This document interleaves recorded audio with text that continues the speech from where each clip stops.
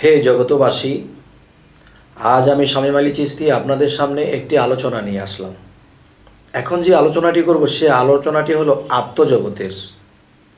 আত্মজগতের কিঞ্চিত কিছু আলোচনা করা হবে। আত্মজগতের কিঞ্চিত কিছু আলোচনা করা হবে। সেই আলোচনাটি হলো যে এই পৃথিবীতে মানুষ কোন জিনিসটাকে বেশি ভয় পায়। সেই জিনিসটা হলো মৃত্যু। আর যেটাকে ভয় পায় এটাই কিন্তু মানুষের জীবনে একদিন ঘটবে। তবে মৃত্যুকে যে ভয় পায়, তবে মানুষ যখন মারা যায় তখন কি করে বুঝবো যে মরলে কেমন লাগে? মরলে কেমন লাগে এটা কি করে বুঝবো? তবে আমি কি কখনো মরেছি? যদি আমি মরতাম আবার জীবিত হতাম তাহলে আমি বলতাম যে মরলে এমন লাগে, কিন্তু এটা বলার মতো অবস্থান নেই। তবে আমি মরলে কেমন লাগে, মানুষের কি হাল অবস্থা হয়, তার কি অবস্থা হয়, সেটা আমি কিঞ্চিত তুলে ধরবো ইনশাল্লাহ। যে আমাদের মধ্যে একজন নবী ছিলেন ইউনুস নবী। একদিন তিনি একটি জায়গায় বসে আছেন, তখন দেখতেছে আজরাইল আলাইসাল্লাম যাইতেছে। তখন তিনি আজরাইল আলাইসাল্লামকে বললেন, হে বন্ধু, কেমন আছো? ভালো। তখন তিনিও বলতেছে, হে আল্লাহর নবী, আপনি কেমন আছেন? হ্যাঁ, ভালো। যে হে আজরাইল, আমি তো আপনার সাথে কিছু আলোচনা করতাম, যদি তুমি আমাকে একটু সময় দিতে। তখন আজরাইল বললে, আল্লাহর হুকুম হয়েছে, আমি কিছু মানুষের জান কবজ করতে হবে, আমি যাওয়ার পথে আপনার সাথে আলোচনা করব। তখন তিনি বললেন, ঠিক আছে, আমি এখানে আছি, বসে আছি। তখন চলে গেলেন। তো কিছুক্ষণ পরে আজরাইল আসলেন, যে আল্লাহর দোস্ত, কিছু বলবেন? তখন তিনি আলোচনা করতে করতে এক পর্যায়ে বলতেছে যে আপনি যে মানুষের মৃত্যু দেন, রুহ কবজ করেন, তো একজন মানুষ মৃত্যু হলে তার কেমন লাগে? যে মৃত্যুবরণ করে সেই একমাত্র বুঝে। আজরাইল বলতেছে, কই, আমি যার রুহ কবজ করি তার কেমন লাগে সেই জানে, আমি তো জানি না। তো বলতেছে যে আপনি যদি কিছু মনে না করেন আমি একটা ছোট কথা বলবো, কথাটি রাখবেন? তখন বলতেছে, হ্যাঁ বলেন। তখন বলতেছে যে আমি এই মুহূর্তে চাইতেছি আমার রুহটা বের করবেন, বের করে আবার আমাকে ফেরত দিয়ে দিবেন।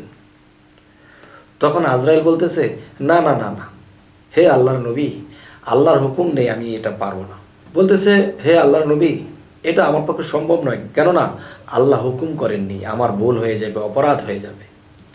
তখন বলতেছে, হে আজরাইল, আমি আপনাকে বন্ধু বলে ডাকলাম, আর আপনি আমাকে কথা বলছেন।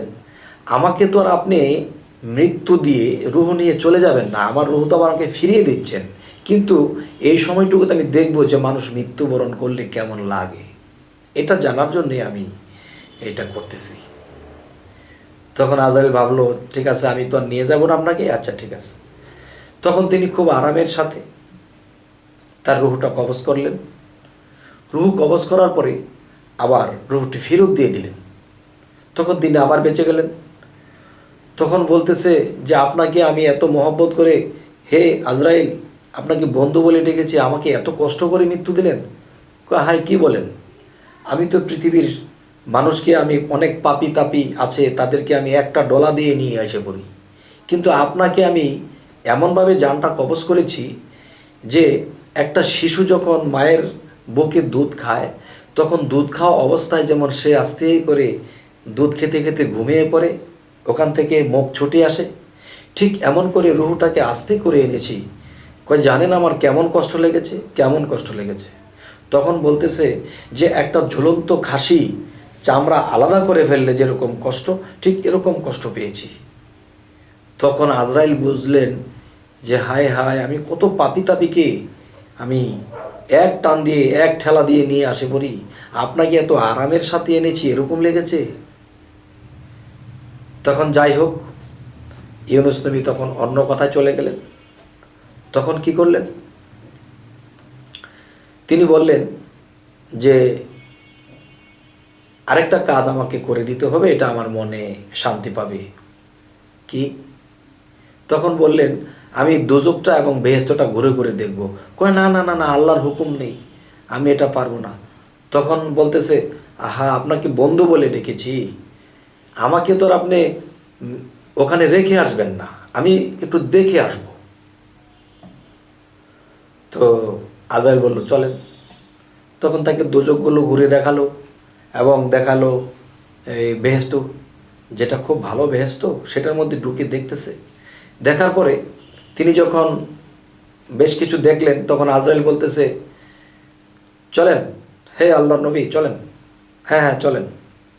তখন ইউনুস নবী যখন বয়স্ক লোক ছিল এবং তার হাতের লাঠি ছিল, হাতের লাঠিটা একটি জায়গায় রেখে এসেছে, তখন বলতেছে যে হায় হায়, আমার হাতের লাঠিটা তো রেখে এসেছি। তখন লাঠিটা যখন আনতে গেছে, এখন আর আসে না। তখন নবীজিকে ডাকতেছে, হে আল্লাহর নবী, আসেন আসেন। তখন ইউনুস নবী বলতে লাগলেন, আমি তো বলেছি আমার লাঠিটা রয়ে গেছে, আমি তো বলিনি যে আমি আসবো, লাঠিটি নিয়ে আসবো এ কথা বলেছি, আমি বলেছি আমার লাঠিটা রয়ে গেছে। তার মানে আপনি আসবেন না, আমাকে অপরাধী বানাবেন? তখন নবীজি বললেন, হে আজরাইল, আপনি অপরাধী হবেন কেন?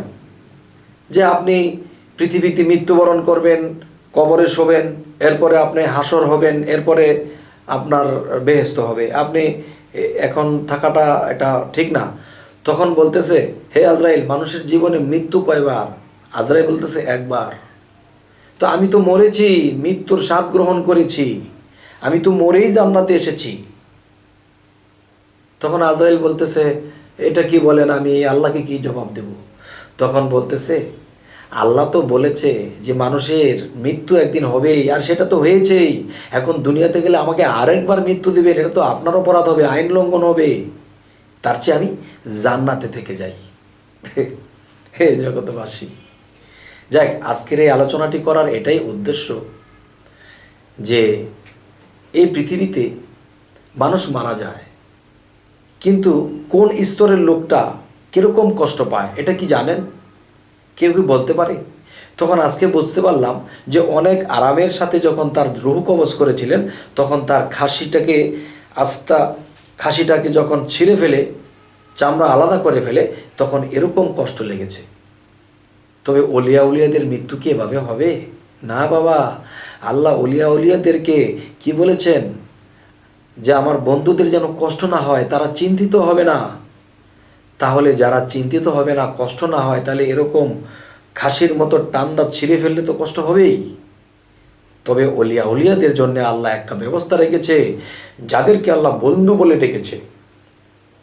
হে জগতবাসী, আজরাইল একজন আল্লাহর আউলিয়ার কাছে তার শরীরে স্পর্শ করতে যাবে না, কারণ সে আকাশ পাতাল নিয়ে অনেক বড়। এখন এত বড় একটা ব্যক্তি যদি ছোট একটা মশাকে যদি যত আরাম করেই ধরুক, মশা কিন্তু কষ্ট হবে।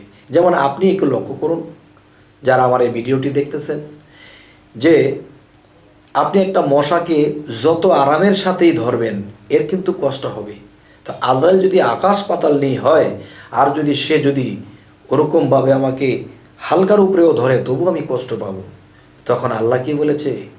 আমার বন্ধুদের যেন কষ্ট না হয়।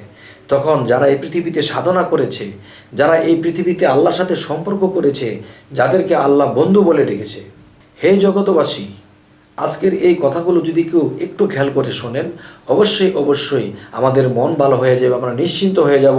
আল্লাহর আমল করলে, সাধনা করলে আমরা এরকম স্তরে চলে যাব। তখন সেই ধরনের মানুষের মৃত্যু বা রূহ কবজ কীভাবে করবে? তখন আজরাইল দূর থেকে এসে তার হাত উঁচু করবে। হাত উঁচু যখন করবে, তখন সে আউলিয়া যখন দেখতে পাবে যে আজরাইল হাত উঁচু করেছে, তার হাতের মধ্যে একটি লেখা থাকবে আল্লাহর নাম। সেই আল্লাহর নামটি দেখে যখন তিনি বলবে, লা ইলাহা ইল্লাল্লাহু মুহাম্মাদুর রাসূলুল্লাহ, তখন এই নামটি দেখে যখন পড়বে, তখন অটোমেটিকলি সেই অলি আউলিয়ার রুহটা অটোমেটিকলি সে আজরাইলের হাতে চলে যাবে। তখন কি হবে? আপনি যখন চলে যায়, তখন কিন্তু আর কষ্ট নাহি পায়। আর তখনই কষ্ট পায় যখন আজরাইল কাউকে ধরতে আসে এবং ধরে ডলার চটে নিয়ে যায়। হে জগতবাসী, আমাদের মৃত্যু যেন আরামদায়ক হয়, এই জন্য আমাদের কোরআন অনুসারে আমাদের মুর্শিদ ধরতে হবে এবং মুর্শিদের দেওয়া সাধনাগুলো করতে হবে। সেদিন আমরা আত্মার মুক্তি ঘটাতে পারব, সেদিন আমাদের এই মানবকুল ধন্য হয়ে যাবে। হে জগতবাসী, সামনে আমাদের ভিডিওগুলো পেতে আপনারা সাবস্ক্রাইব করুন, আমাদের বাকি ভিডিওগুলো আপনারা পেয়ে যাবেন। হে জগতবাসী, আজ এই বলেই রাখছি, সকলেই ভালো থাকবেন। আল্লাহ হাফিজ।